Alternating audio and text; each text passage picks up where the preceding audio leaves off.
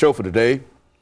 The topic is the economic development in Nashville, Tennessee, and of course we have with us the councilman at large for metropolitan government, Mr. JMaynard2. And of course, Jerry, let's continue our conversation dealing with some of the problems that we are facing and some of the issues that the metropolitan government, being the council person for the entire city, some of the issues that the whole city is concerned with.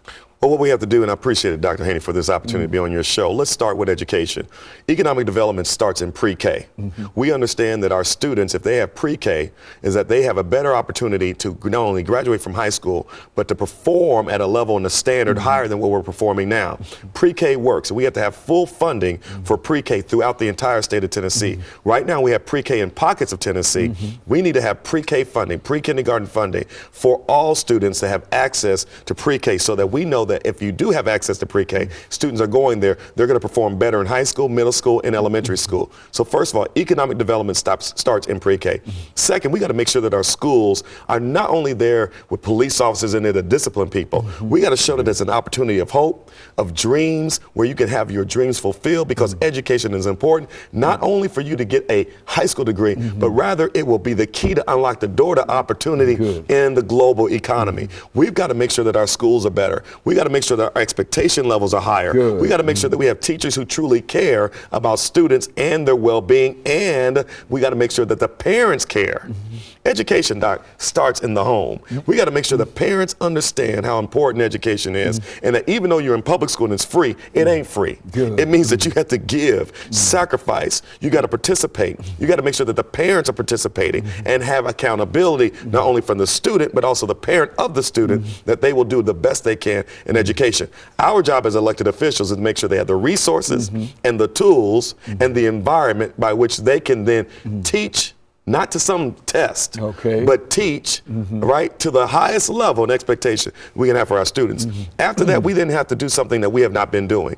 I believe we have to go back to skills where we will train those who do not want to go to college, the trades, plumbing, electrician, bricklaying, concrete pouring. We need to get back to doing the trade schools for those students who do not want to go to college. Let's teach them a trade. My brother, who went to electrician, was making way more money than I was as a lawyer when I began my career, because he was making $30 and $40 an hour as an electrician.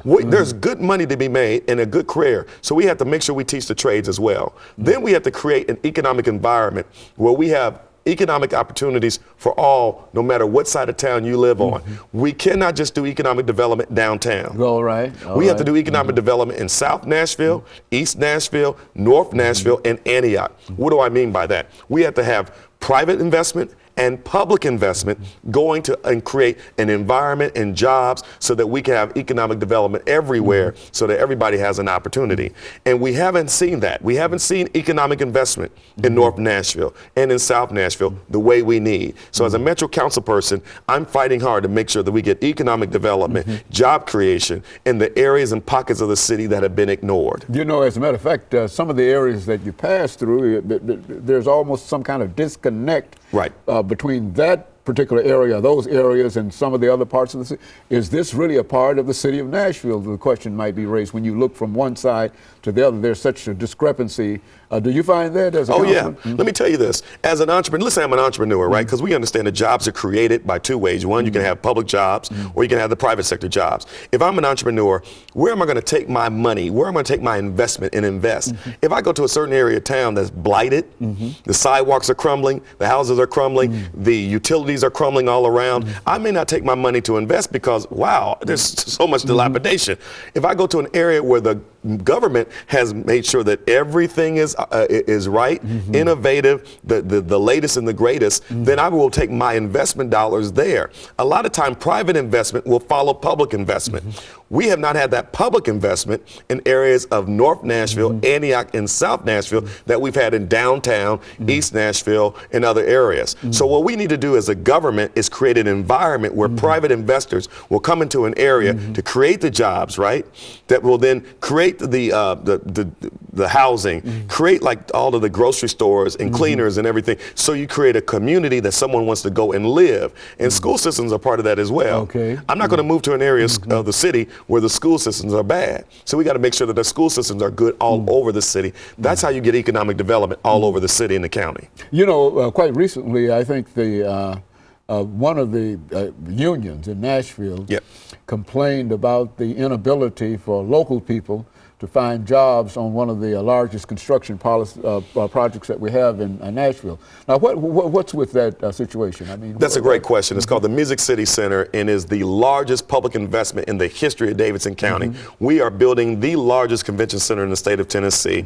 It is $585 million of public investment into the convention center. And as a council, we voted for it and we said that it would create jobs. The issue and the challenge for us as elected officials is to make sure those jobs are going to local people. We got to make sure that the local residents get the jobs that are there. And so one of the challenges is that if I'm a steel company and I'm from out of town and I get hired to bring the steel and steel beams, a lot of those companies are saying, let me bring my people from out of state with me because they know how to do it. And we got to say, hold up. You need to hire as many local people as possible. Don't bring everybody from out of town, but rather hire those who are local, who have the ability, the skill, and the capacity to do the job as those persons from out of town, because it's our money.